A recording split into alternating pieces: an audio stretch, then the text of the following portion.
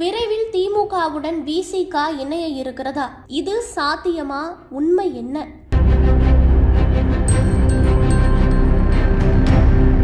திருமாவளவன் தலைமையிலான விசிக கடந்த 2006 உள்ளாட்சி தேர்தல் தொடங்கி திமுக கூட்டணியில அங்கம் வகித்து வருகிறது. 2016 சட்டமன்ற தேர்தலை தவிர 2021 சட்டமன்ற தேர்தலில் விசிக 4 இடங்களில் வென்றது. 2024 மக்களவை தேர்தலில் போட்டியிட்ட 2 இடங்களிலும் வென்றதால் மாநில அந்தஸ்து பெற்றது. வரும் 2026 சட்டமன்ற தேர்தலிலும் திமுகவோடுதான் கூட்டணி என திருமாவளவன் அறிவித்துவிட்டார். அதே சமயம் வேங்கைவயல் உள்ளிட்ட விவகாரங்கள்ல திமுக அரசின் நடவடிக்கைகள் மீது விசிக மென்மையான அணுகுமுறை கடைபிடிப்பதாக எதிர்க்கட்சிகள் குற்றம் சாட்டுகின்றன. இந்த நிலையில் விரைவில் திமுகவோடு இணையும் விசிக என்ற தலைப்புல நியூஸ் கார்டு ஒன்று சமூக வலைதளங்கள்ல வைரலாகி வருகிறது. அதுல விசிக தலைவர் திருமாவளவன் மார்ச் 1ஆம் தேதி கட்சியை கலைத்துவிட்டு மொத்தமாக திமுகவில் இணைய உள்ளதாக தகவல்.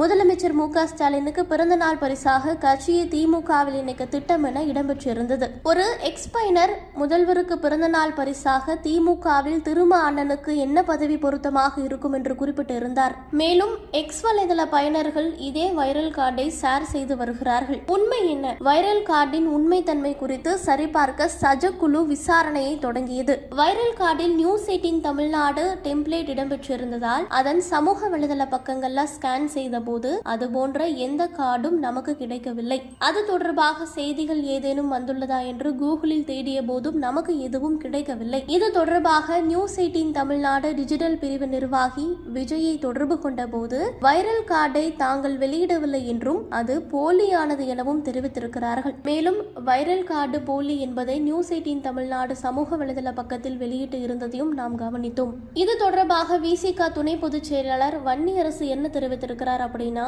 விடுதலை சிறுத்தைகள் தனித்துவமாக எழுச்சிகரமாகவும் துணிந்து களமாடுவதை சகிக்க முடியாத வலதுசாரிகளான பாஜகவும் நாதாகவும் இணைந்து பரப்பும் இது அவதூறு. காழ்ப்புணர்ச்சியால் இந்த மாதிரியான அவதூறுகளை பரப்பி வருகிறது வலதுசாரி கும்பல். இந்த கும்பலை எப்போதும் தமிழ்நாடு ஏற்காது.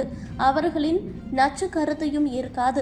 எழுச்சி தமிழர் திருமாவளவன் தலைமையில் தமிழ்நாட்டை காக்க உறுதி ஏற்போம் என்று குறிப்பிட்டு வைரல் கார்டு போலியானது என பகிர்ந்திருக்கிறார். சஜகுழு விசாரணை முடிவில் திமுகவில் விசிக இணைய உள்ளதாக வெளியான நியூஸ் கார்டு போலியானது. அதுபோன்ற எந்த முடிவையும் விசிக எடுக்கவில்லை என்பது தெளிவாகிறது. உள்நோக்கத்தோடு விசிகவுக்கு எதிராக போலி கார்டு தயாரிக்கப்பட்டு சமூக வலைதளங்கள்ல பகிரப்பட்டிருக்கிறது. இறுதியாக விரைவில் திமுகவோடு இணையும் விசிக என்ற தலைப்பில் சமூக வலைதளங்கள்ல பரவும் நியூஸ் கார்டு போலியானது என சஜகுழு விசாரணையில் தெரிய வந்திருக்கிறது. அதுபோன்ற எந்த கார்டையும் நியூஸ் 18 தமிழ்நாடு வெளியிடவில்லை.